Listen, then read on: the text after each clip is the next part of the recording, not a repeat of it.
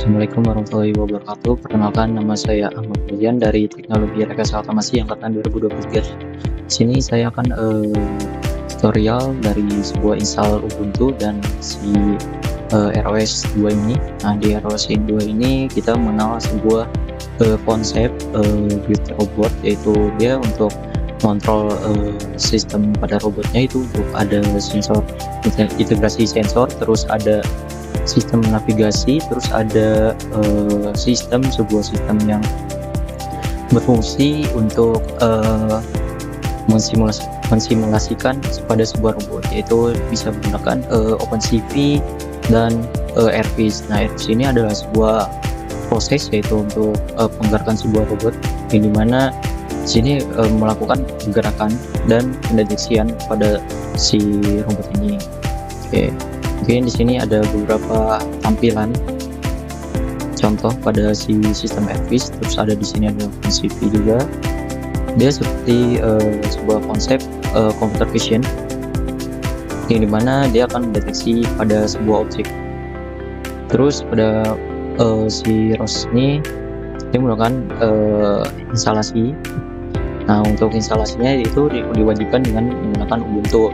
Nah, langkah awal yang kita harus lakukan yaitu kita harus install Ubuntunya terlebih dahulu. Nah, untuk install Ubuntunya terlebih dahulu, kita harus menyiapkan sebuah minimal partisi pada sebuah komponen pada si komputernya menggunakan SSD atau hard disk.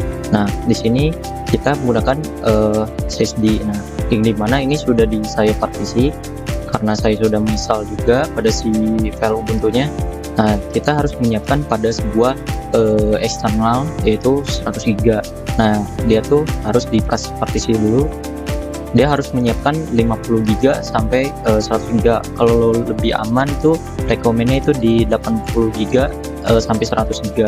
Nah, untuk partisinya itu cukup mudah. Mungkin kalau kalian udah punya si SSD-nya local disk C dan D, itu kalian partisi aja sini, tinggal di split. Terus split di sini kita sediakan sebuah misalkan 100, karena ini sudah 100 GB. Sorry, di sini new partition. Misalnya ini 100 GB, soalnya sudah saya partisi. Nah, terlebih dahulu kita harus mengosongkan pada si file si C-nya itu, maupun di D maupun C itu bebas sebenarnya. Terus nanti udah ini kita klik apply. Nah, untuk install Ubuntunya, oke, kita lanjut pada instalasi pada si menu BIOS pada si laptop ini. Oke. Mungkin saya tidak bisa on cam terlebih dahulu karena melakukan BIOS ini tidak bisa screen record. Oke, mungkin kita tutup saja. Mungkin ini kondisi pertamanya, itu dengan kondisi pertama laptop ini dia ini mati. Nah, kita harus menu BIOS modenya itu kita harus menyalakannya dulu. Nah, langsung di spam di F2 spam.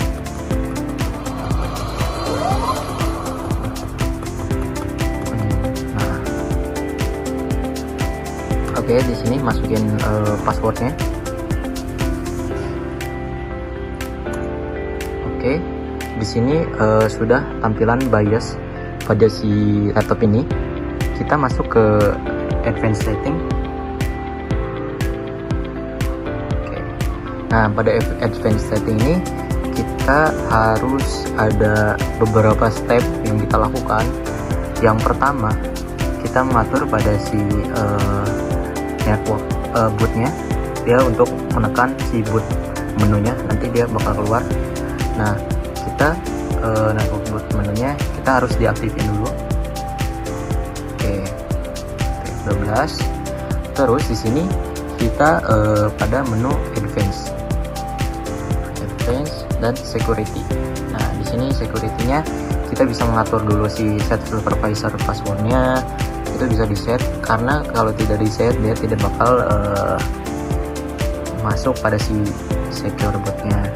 Terus pada bagian boot di sini pojok kiri, di sini ada secure bootnya. Nah, ini dia nonaktifkan.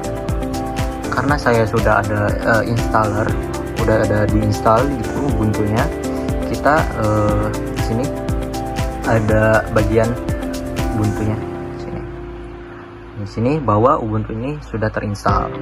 Mungkin kita langsung tekan F9, F10 exit dan save and exit. Setelah ini kita masuk boot menu.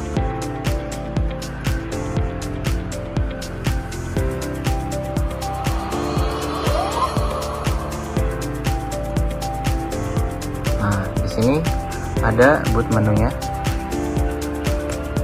dari Ubuntu. Kita masuk saja. Nah, ini tampilan pemilihan ketika dia udah terinstall Ubuntu, dia bakal ada bagian atas ini Ubuntu. Nah, di sini dia sudah masuk di Ubuntu.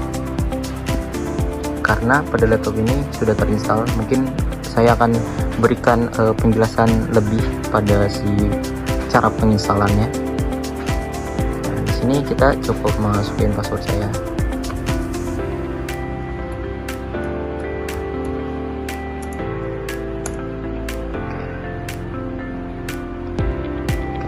Sini sudah terampil pada si Ubuntu. Oke, mungkin di sini sudah tampil pada bagian Ubuntunya. Nah, di sini kita tidak lupa dengan si penjelasan pada penginstalan pada si Ubuntu. Nah, nanti dia akan menampilkan sebuah konsep dari dual boot.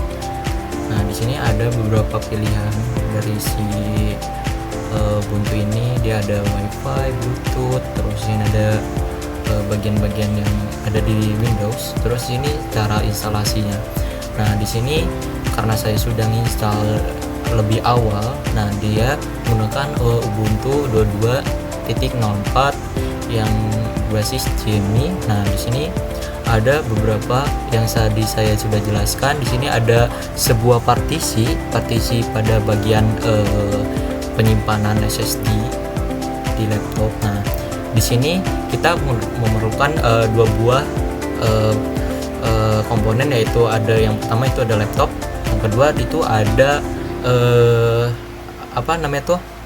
penyolokan dari USB dari hard disk.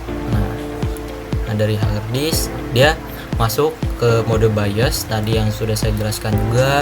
Itu ada settingan dari si BIOSnya, itu ada secure bootnya itu harus dimatiin karena kalau kita diaktifkan dia maka tidak akan terbaca. Nah, di sini ada sebuah installernya. Nah, nanti untuk cara penggunaan si Ubuntu ini dia ada di tombol boot menu. Itu kalau di laptop saya itu ada di F12. Nah, di F12 ini ada tampilan seperti awal di sini, yaitu dia akan installer pada Ubuntunya. Nah, di sini ada try or install Ubuntu, kita langsung install aja, diklik, terus dia akan menampilkan sebuah sistem.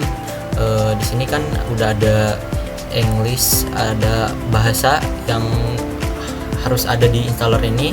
Yang awal-awalnya di sini ada settingan bahasa, pada keyboard layoutnya di sini ada English juga. Terus ini, nah yang paling penting pada si bagian ini, nah di sini ada di normal installation dan minimal installation. Kalau kita klik normal installation, dia akan berinclude pada web browser, utilities atau office software pada si Ubuntu ini. Cuman yang disarankan di sini ada minimal installation. Terus di sini ada di bagian other optionnya, di situ ada download update while installing Ubuntu. Nah, itu bisa di checklist. Terus di sini ada third party software. Nah, for graphic di sini dia include pada WiFi hardware atau additional media format. Itu yang bakal digunakan. Terus di sini ada installation type-nya. Nah, karena yang di awal saya jelaskan itu, saya harus mengpartisi lebih dahulu, terus agar data itu langsung, jadi tidak men-setting pada bagian si filenya dulu, karena resikonya sangat besar, yaitu bisa terjadi Windowsnya terhapus. Karena saya hapus di data unlocked dulu, dia menjadi data kosong dulu, karena dia bakal auto integrasi. Nah, si Ubuntu-nya bakal langsung pindah ke data unlocked tersebut. Kalau bila tidak di unlocked terlebih dahulu, maka dia akan harus memilih disk mana yang kita perlu installnya. Nanti jangan sampai ketimpa pada file Windowsnya, karena resikonya Windowsnya akan hilang. Terus di sini ada bagian pada bagian koordinat lokasi, yaitu kita bisa klik Jakarta, Indonesia. Terus di sini ada username, bagian username sama passwordnya. Nah, di sini juga yang dibutuhkan ketika tiap instalasi atau apapun gitu melakukan integrasi pada si Ubuntu ini, kita memerlukan user.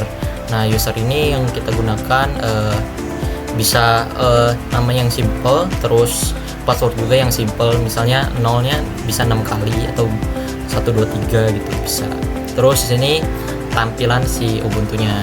Nah, di sini karena udah saya install bagian si Ubuntunya, jadi kita langsung langkah kedua, yaitu percobaan pada si ROS 2 ini. Nah, karena ROS 2 ini dia agak cukup sulit juga, sebenarnya bisa kita lakukan. Di sini ada web ROS-nya ini. Nah, di sini ada bagian Ubuntu di package. Nah, di sini ada bagian installer pada si ROS-nya. Karena saya sudah install, jadi saya bisa mencobanya lebih lagi, karena dia butuh waktu yang sangat lama juga untuk installnya. Di sini kalian bisa ngepront juga pakai GPT atau AI yang lainnya. Nah, di sini ada beberapa integrasi. Ini dia membuat karena saya udah ada. Ini kita cek dulu ya, ROS dulu. Nah, di sini udah ada tampilan comments-nya karena saya sudah menginstalnya. Di sini ada beberapa step yang kita lakukan, yaitu ada mencek set update system, terus set lokasi, terus ada tambahkan repository si ROS-nya. Di sini pada terus di sini ada install ROS-nya. Di sini bisa ada menginstal Airfish, Gazebo, ArchiTools atau biblioteca. Terus ini ada setup environment-nya. Terus ada di sini ada tool tambahannya, yaitu menggunakan OpenCV. Nah, OpenCV ini dan menggunakan Python 3. Terus di sini ada menjalankan ROS. Nah, kita bisa ngecek pada bagian ini. Nah, ketika ini dia akan mendemo pada si ROS. Dia sistemnya komunikasi, yaitu ada talker dan listener. Nah, kita coba. Nah, di sini dia akan menampilkan hello world karena kita sebagai talker. Terus kalau kita menjadi listener, dia akan langsung menampilkan pada si terminal ini. Terus karena ROS-nya sudah selesai, mungkin di sini ada beberapa penjelasan juga pada bagian ROS-nya. Di sini ada tutorialnya, ada beberapa guides yang harus kita lakukan. Mungkin di sini ada bagian projectnya. Di sini mungkin cukup sekian. Bila ada kesalahan kata, karena di sini kita simpulkan hanya menginstal Ubuntu, tutorial menginstal Ubuntu dan menginstal pada bagian ROS. Nah, untuk ROS sendiri dia ada beberapa bagian yang cukup riskan, karena di sini memerlukan prosesor yang tinggi dan penyimpanan yang sangat besar. Mungkin cukup sekian. Bila ada kesalahan kata mohon dimaafkan. cukup sekian presentasi dari saya. Assalamualaikum warahmatullahi wabarakatuh.